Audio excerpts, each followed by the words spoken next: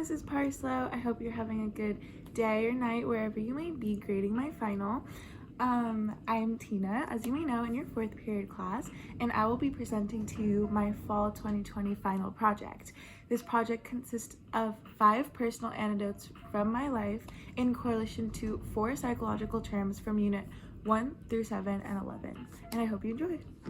The very first incident took place in a competition for junior upcoming medical professionals at the end of my 8th grade year.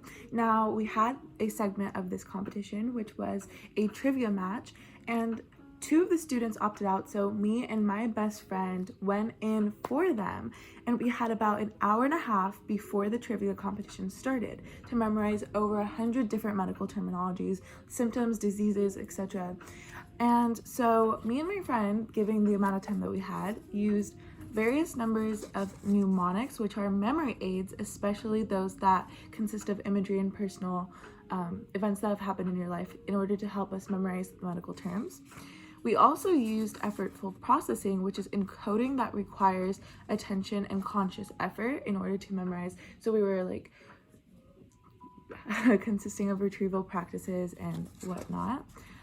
And we did that in order to place the terms into our explicit memory, which is memory of fact and experience that we can consciously recall and detect and declare, And we also performed retrieval practices both during the competition, since it consisted of a buzzer.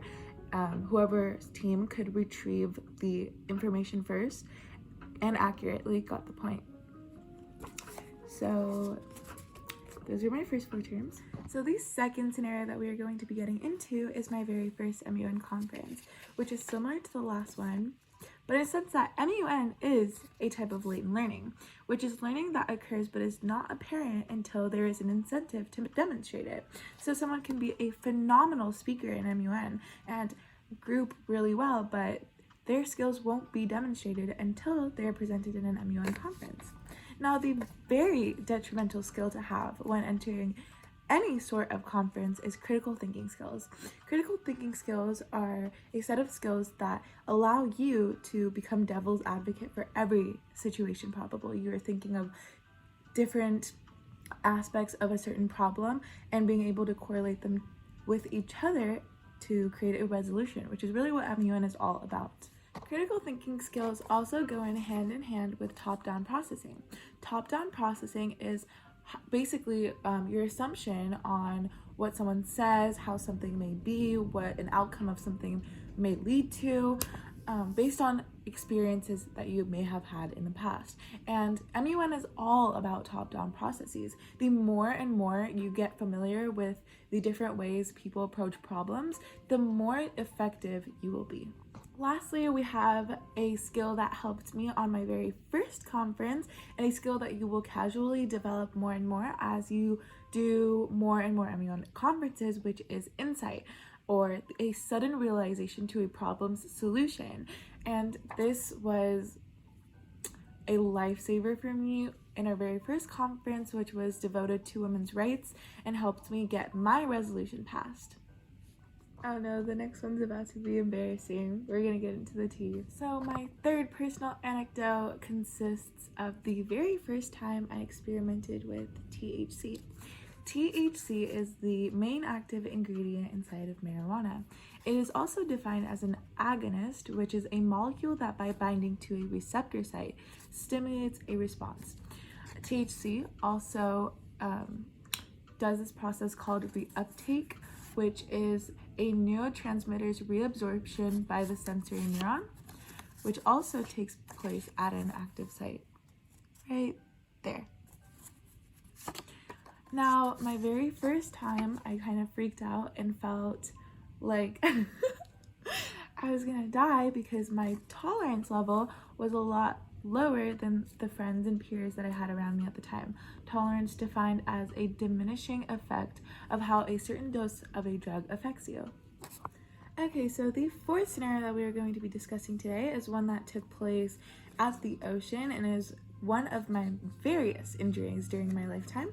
Now, this one occurred as a boogie boarding incident. I was trying to time my wave correctly and I didn't, and my boogie board lifted from the back and slammed my face straight into a pile of coral. So that was fun. But basically, my sensory neurons and sensory receptors on my face, neurons that carry information from sensory receptors to the brain and spinal cord, carried that information, and I started feeling immense amount of pain and dissociation. Now, as soon as I came out of the water, I was, to my luck, struck by another massive wave, and since my hand was connected to my boogie board, I was pulled around everywhere. So I was extremely dissociated coming out of the water. Dissociation is defined as disconnection and lack of continuity between thoughts, surroundings, actions, and identity. In my case, I was disassociated with what was going on around me. Now, my vestibular sense was also extremely off, because considering the fact that when I came out of the water, I couldn't even walk because my balance was so disproportionate. I know that my vestibular sense, or the sense of body movement and balance, was off. And lastly, as soon as I made contact with that and the pain and sensory receptors picked up the pain in my body, my brain released endorphins, which are the body's natural, basically, painkillers or natural opiate like neurotransmitters linked to pain control and closure. So I was burning when I came out of the water, but soon enough my face felt numb and I just had to deal with a black eye for the rest of the week. Okay, so last but not least, we have my very first experience going to a clinical psychologist.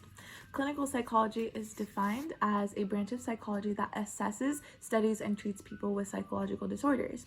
Now, although I don't personally have a psychological disorder, I did go to a clinical psychologist. My sister is also a clinical psychologist, by the way. She graduated from OSOS and Azusa Pacific University in Cal Poly for her undergrad, and now has her master's and is getting her doctorate. So if you ever need a speaker, Mrs. Parslow, I got you.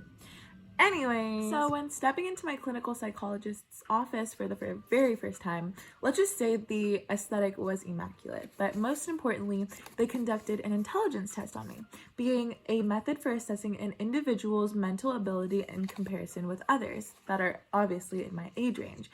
And when asked why they did so, they said that they wanted to assess my mental age and my emotional intelligence. Mental age being a measure of intelligence based on test performances, which was from my intelligence test, obviously, and emotional intelligence being the ability to perceive, understand, and use emotions. So, having heard those 5 anecdotes with 4 psychological concepts connected to each, we know that concepts of psychology appear throughout your every single day life, and they examine and analyze how we interact with the environment around us, as well as how we internally and externally process them. Psychology will help me in my later life, as I will be able to understand where people come from in a literal and fundamental way, and be able to understand and analyze these situations around me, possibly more normalizing events and helping me analyze myself and help myself become a better person. Thank you so much for watching, Mrs. Parslow, and this wig was for you, just to make this video a little bit more interesting for the both of us. I am so grateful of the fact that you gave me an extension for my project, considering the fact that it got completely deleted and I was devastated. But thank you so much for watching. I hope you enjoyed.